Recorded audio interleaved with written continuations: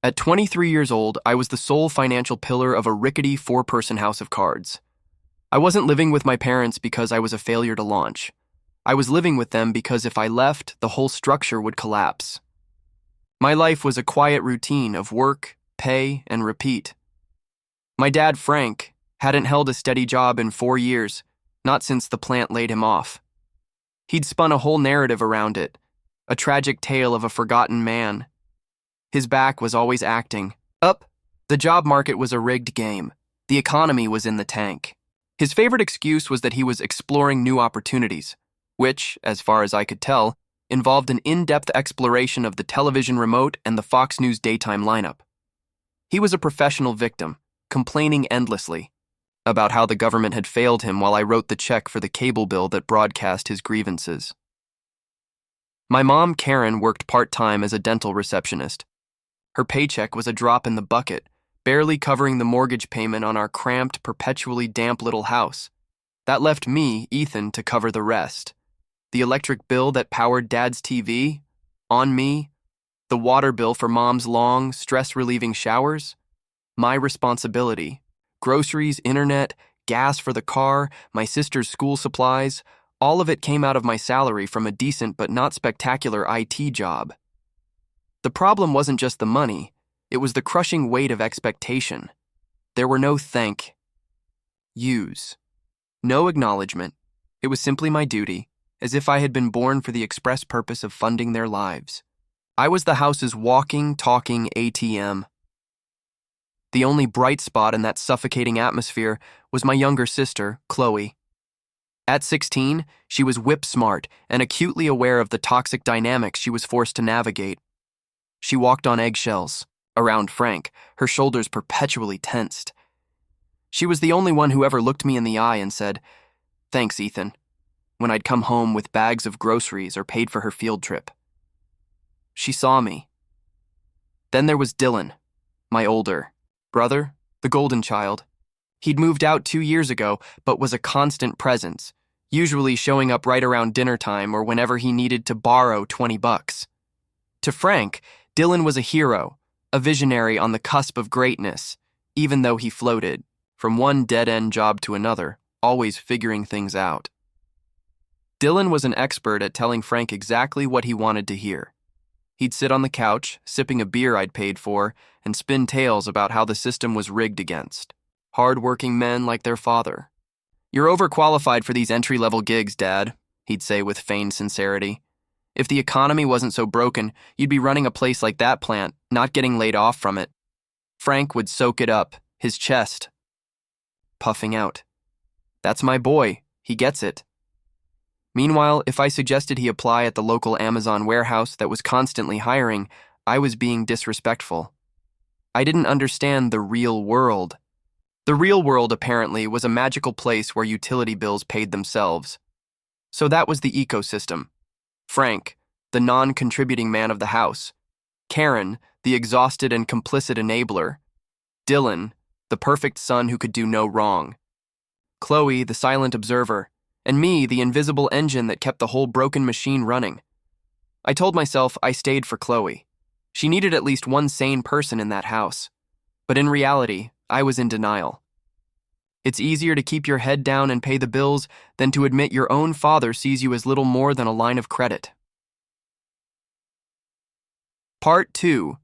The Whispers. Before the storm, our interactions were minimal and transactional. Frank would grunt a greeting. When I got home from my 10-hour shift, maybe ask if I could spot him some cash for lottery tickets. He never once asked about my day, my friends, my life. Mom was marginally better, but her energy was so consumed by managing Frank's moods that she had little left for anyone else. Dylan's visits became a ritual. He'd show up 3 or 4 times a week, always with a new grand business idea. That was just about to take off. Dad would listen with rapt attention, as if hearing a prophecy. I'd just sit there, chewing my food, knowing that whatever grand future Dylan was painting, I'd be the one buying the groceries for it next week. I remember one time the internet went out. My paycheck had been delayed by a day, and the auto payment failed. Frank had a full-blown meltdown. You would have thought the world was ending. He stormed through the house, yelling about how he couldn't stream his shows, how I had one job to do. The sheer lack of self-awareness was staggering. I ended up pulling cash from my small emergency fund, the fund I was trying to build to one day escape, just to pay the bill and restore the peace. My only moments of solace were with Chloe. She'd sometimes slip into my room and we'd watch movies on my laptop or play video games, creating a small bubble of normalcy. She'd tell me about school, about her dream of studying computer science, about the funny things her friends said. In those moments, the house almost felt like a home. Every time I'd get close to leaving, a new crisis would emerge. The furnace would break. Mom would need an unexpected dental procedure. Chloe would need braces. I always fell for it, letting the guilt reel me back in. My best friend Alex couldn't understand it. "Dude, you're being used," he'd tell me over beers I could barely afford. "They're leeches. You have to get out of there." "It's my family, man," I'd say, the excuse tasting like ash in my mouth. What am I supposed to do, let them lose the house? But the truth was, I was scared. Scared of what would happen to Chloe. Scared of the inevitable guilt trips. Scared of being cast as the villain in their story. So I stayed. I paid. And I tried to ignore the bitter resentment that festered in my gut. Lately, though, something had shifted. The atmosphere in the house had grown heavier, charged with secrets. Dylan was around more than ever, huddled in the living room with Frank, their voices dropping to conspiratorial whispers the moment I walked by. Mom would freeze mid-sentence if I entered the kitchen, a look of panic in her eyes before she'd force a weak smile. It was the distinct, uncomfortable feeling of being the punchline to a joke you haven't heard yet. I should have pushed. I should have asked what was going on. But what was the point? Confrontation would lead to denial, and I was too tired to fight. I just kept my head down, unaware that my entire world was about to be flipped upside down. Part 3. The Birthday Coup, May 23rd. Birthday fell on a Friday. I wasn't expecting a parade, maybe a cheap grocery store cake if I was lucky. What I got instead was a betrayal so cold and calculated it still takes my breath away. I came home from work to a bizarre scene. The entire family was seated at the dining table, a rare occurrence. Mom had made lasagna, my favorite. Frank was wearing a clean polo shirt instead of his usual stained undershirt. Even Chloe had made me a card, a sweet hand-drawn thing with a heartfelt message inside. The strangest part was Dylan. He was there, which wasn't unusual, but he was beaming, a wide, unnatural smile plastered on his face. "Happy birthday, bro," he said, his voice slick with false cheer. It should have been my first red flag. The whole dinner felt like a poorly rehearsed play. Frank was unusually chatty, asking about my job, whether a promotion was on the horizon, how much I was managing to save. Since when did he care about my savings, other than how much of it he could spend? It felt less like a celebration and more like an ambush. Frank laughed too loudly at Dylan's lame jokes. Mom kept refilling my water glass, avoiding my eyes. Dylan's smile never wavered. Halfway through the lasagna, Frank put down his fork and fixed me with a dead serious stare. The fake pleasantries vanished. "Ethan," he said, his voice flat and authoritative, "you've become a burden to this family. You can no longer live here." I literally thought I'd misheard him. The words didn't compute. I stopped chewing, the lasagna turning to cardboard in my mouth, and just stared. Mom let out a short, nervous laugh and immediately looked down at her plate. A fork clattered as it fell from Chloe's hand. Dylan across the table had a smug little smirk he was barely trying to conceal. "What?" was all I could manage. "You heard me," Frank said, puffing out his chest as if he were a king passing judgment. "You've overstayed your welcome. It's time for you to move out." My eyes darted around the table, searching for an explanation, for some sign that this was a sick joke. Mom was meticulously studying the pattern on her plate. Chloe looked horrified, her eyes wide with shock, and Dylan's smirk was growing, a triumphant glint in his eyes. "Are you being serious right now?" I asked, my voice dangerously quiet. "I pay for literally everything in this house. The electricity, the water, the food you are currently eating." Frank waved his hand dismissively, as if swatting away a fly. We'll be fine. Dylan is moving back in. He's got some big business opportunities lined up, and he'll be taking care of things from now on. And there it was. The final piece of the puzzle clicked into place. Dylan, the master manipulator, had convinced our father to kick me out, so he could take my room, probably spinning some fantasy about how he would become the new provider. What a joke. Yeah, little bro, Dylan said, the smirk now a full-blown grin. Time for you to stand on your own 2 feet. I'll handle things here. Handle things? The guy who got fired from a car wash for being late too many times was going to support the family? The absurdity was breathtaking. Frank, maybe we should talk about this later, Mom mumbled, her voice weak. No! Dad's voice was sharp, cutting her off. This is my house and I make the rules. He's done here. I looked at Chloe. Tears were welling in her eyes, and she looked like she wanted to disappear. I took a deep, steadying breath. I wasn't going to beg. I wasn't going to argue. If they wanted me gone, then fine. But they had absolutely no idea what they were about to lose. All right, I said simply. Frank sat up straighter, as if he'd just won a major victory. Dylan's grin widened. Mom still wouldn't look at me. I stood up, carried my plate to the sink, and walked upstairs without another word. As I reached the top of the stairs, I heard Dylan's triumphant voice drift up. See? Told you he'd be cool with it. He's been wanting to move out anyway. Cool with it? They had no idea what was coming. Part 4.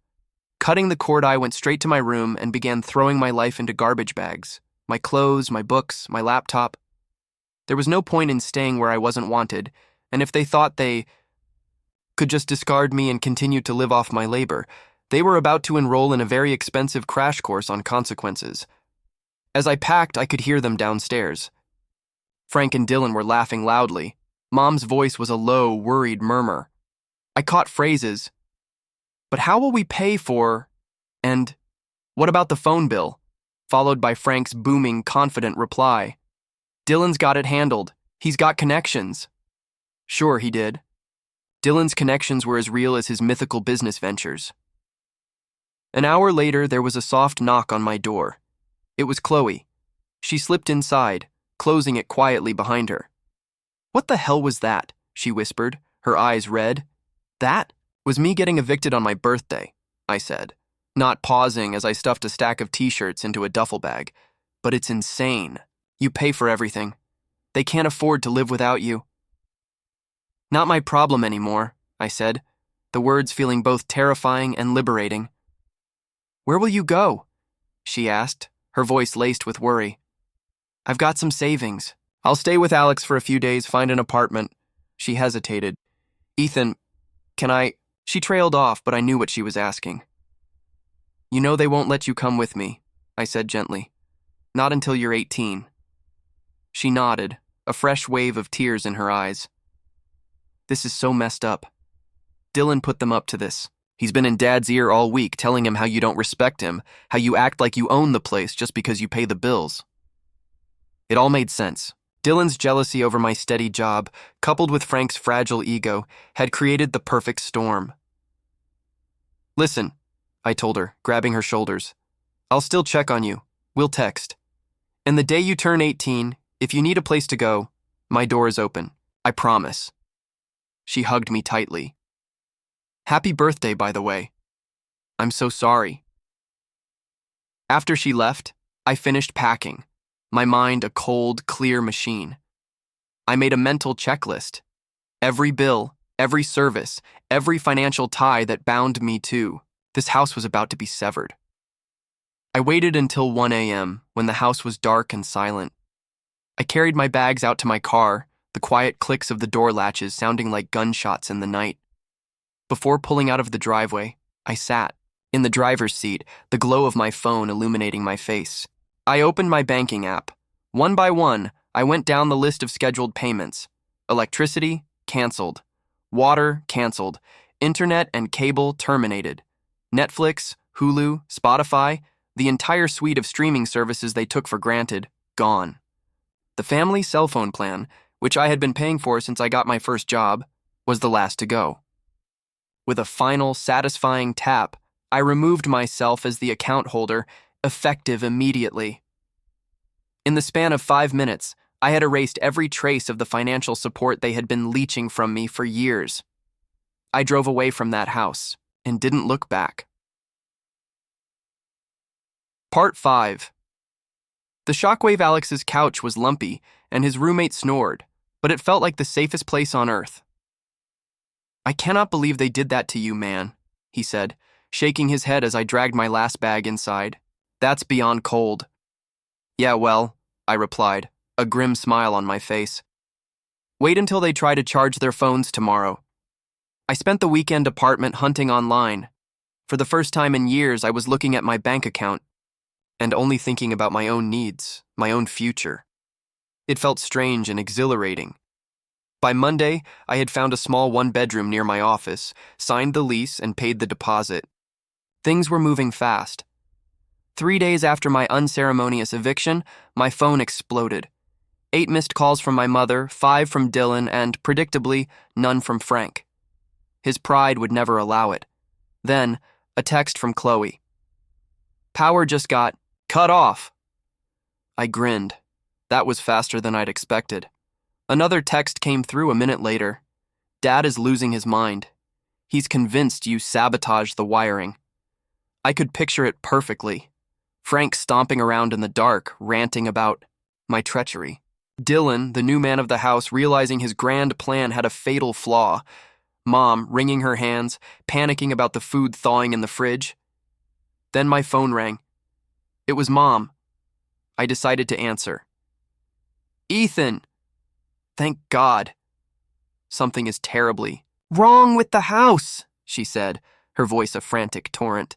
"The power is out, the internet won't work, and the water company just called saying we're past due. You didn't pay the bills."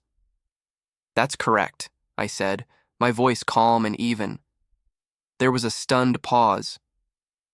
"What do you mean? That's correct? I mean, I didn't pay them. The electric bill, the water bill, the internet bill, all the bills I've been paying for the last 4 years. But they just get paid. Automatically," she stammered. "They did," I explained patiently, "when my name was on the accounts and my bank was linked to them. Not anymore." Silence. Then I heard Frank's muffled roar in the background. "What's he saying? Let me talk to that ungrateful brat." "No, Frank," she hissed. Then her voice came back to me, pleading. "Ethan, please. We didn't think." "That's right," I cut her off, the ice in my voice surprising even myself. "You didn't think. Dad calls me a burden and kicks me out on my birthday, and all of you just sit there and let it happen. Now you're surprised. There are consequences?" "We didn't mean for—" "I don't care what you meant," I said. "Dylan's got it handled, remember? Figure it out yourselves." I hung up. My phone immediately started ringing again. I ignored it. The text started flooding in. "Mom, Ethan, please call me back. This isn't funny." Dylan, real mature bro. "Turn the power back on." "Mom, your father didn't mean what he said. He was just upset." Dylan, "Stop being a child and fix this." I blocked both their numbers, leaving only Chloe's unblocked. She texted again that night. "It's a war zone here. Dad and Dylan are screaming at each other. Mom is just crying. Nobody knows what to do." A small part of me felt a pang of guilt for what Chloe was going through. But this wasn't my fire to put out anymore. They had lit the match. Part 6. The depths of desperation. The next day, I woke up to a fraud alert from my bank. 3 failed login attempts from an IP address I recognized as my parents' house. I immediately called the bank, locked my account, and changed all my passwords. Then I called Chloe. "What is going on over there?" "It's really bad," she whispered, her voice shaky. "Liam and Dad were on the computer all morning.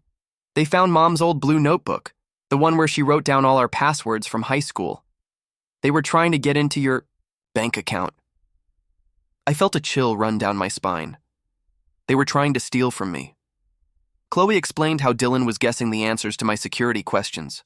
My first pet's name, my mother's maiden name, while Frank scoured my old emails on the family computer looking for password reset links. Thankfully, two-factor authentication had saved me. They had even called the bank with Dylan pretending to be me, but he'd failed the verification questions. "What about your credit?" Alex asked when I told him. He'd overheard the call. "Can they open cards in your name?" It was a terrifying thought I hadn't considered. I spent the next hour on the phone with all three major credit bureaus, placing a freeze on my credit report. There was no way I was letting them ruin my financial future. Later that day, Chloe dropped another bomb. The power and water were still off. The utility companies were demanding hefty deposits to reconnect the service due to the past due balance. Money, of course, they didn't have. "They're convinced you owe them your savings," she said, her voice low. "They were talking about finding you and making you pay." Knowing my father's temper and Dylan's recklessness, I didn't take the threat lightly. I checked the locks on my new apartment, a place not even Chloe knew the address of yet. That night, I slept with a baseball bat next to my bed. It felt paranoid, but I knew what they were capable of when backed into a corner. The next morning, another text from Chloe.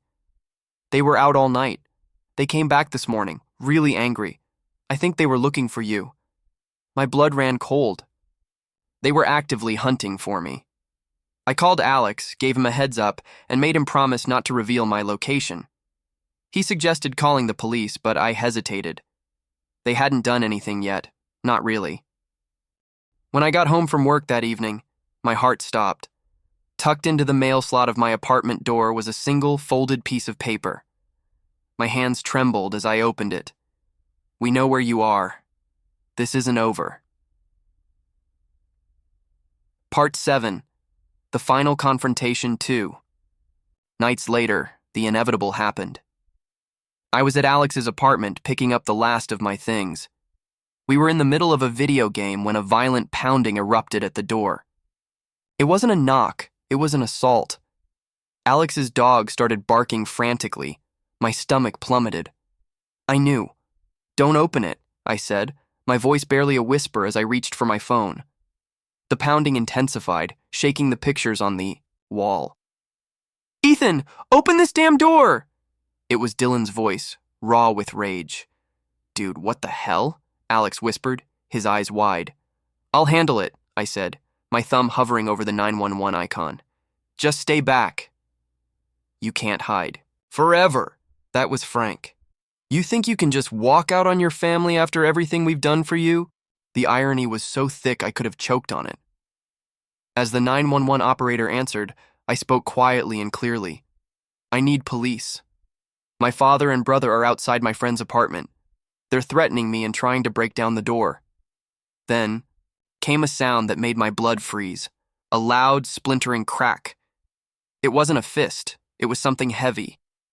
I peered through the peephole and saw Dylan wielding a baseball bat, his face a mask of fury. Frank was right behind him, his own face beet red. "They have a weapon," I told the dispatcher, my voice shaking. "A baseball bat. They're trying to break in." "Officers are on their way, sir," she said calmly. "Stay on the line. With me." The door buckled again, the wood around the lock splintering. With one final mighty heave, the door flew open. Dylan stumbled in, his eyes wild, the bat held aloft. Before I could even react, he dropped it with a clatter and lunged, grabbing the front of my shirt and yanking me forward. "You think you can just screw us over?" he hissed, his face inches from mine, spittle flying. "You think you can leave us to rot? Let me go," I gasped, struggling against his iron grip. Suddenly, the room was filled with new voices. Two police officers stood in the doorway, their expressions grim. The baseball bat lay on the floor between us, a piece of evidence in a crime in progress. One officer stepped forward. "Are these men threatening you, sir?" I nodded, my voice hoarse. "That's my father and brother. They broke down the door. They had that bat." The officers moved with practiced efficiency, separating us. Frank immediately went into damage control mode. "Officer, it's just a misunderstanding. We were just here to talk." But Dylan was too far gone. "He abandoned us," he screamed, pointing a trembling finger at me. "He left us with no Money, no power. He owes us. The officers exchanged a look. One turned back to me. Sir, do you want to press charges? I looked at my father, whose blustering anger had dissolved into stunned disbelief. I looked at my brother, still ranting, digging his own grave with every word. Yes, I said, the word coming out clear and strong. I want to press charges. The sound of the handcuffs clicking shut was the sweetest sound I had ever heard. Frank's face crumpled in shock. Dylan continued to struggle and scream until he was forced into the back of a squad car. As they were led away, Frank shot me one. Last look, his eyes burning with pure venom. This is how you treat your family? He spat. You stop being my family the moment you raise that bat, I said to the empty doorway. Part 8. 2 years later. A new foundation. The 2 years that followed were a blur of legal proceedings and slow, painful healing. Dad and Dylan got probation for the attempted break-in and making terroristic threats. Mom was charged with theft for selling my belongings and received community service. The house, as predicted, went into foreclosure. The day Chloe turned 18, she moved in with me. Her bags had been packed for weeks. She's in her second year of college now, studying computer science, and she is thriving. We split the rent, we share chores, and we have built a home based on mutual respect, not obligation. My parents ended up in a rundown apartment complex across town. Frank, to no one's surprise, still doesn't have a job. Mom works extra hours at the dental office to keep them afloat. Dylan violated his probation and did a short stint in jail. Last I heard, he was back to couch surfing and exploring opportunities. The restraining orders expired, but they've never tried to contact me again. Mom sends a Christmas card every year with the same vague message about forgiveness and family. She never apologizes. She never acknowledges the reality of what they did. I used to ignore them, but last Christmas, I finally wrote back. It was a short, simple email. I told her that a relationship wasn't possible with people who treated me like an ATM, kicked me out on my birthday, tried to assault me with a baseball bat, stole my property, and threatened my life. I told her that family isn't a license for abuse. Her reply was predictable. We were desperate. You have to understand. I blocked her email address and finally, truly, moved on. Life is good now. I'm in a healthy relationship with a woman who values partnership. I have my own home, my own life, and a sister who is not just my family, but my best friend. We don't talk about our past much, but we don't have to. We're too busy building our future, on a foundation we laid ourselves, brick by painful liberated brick.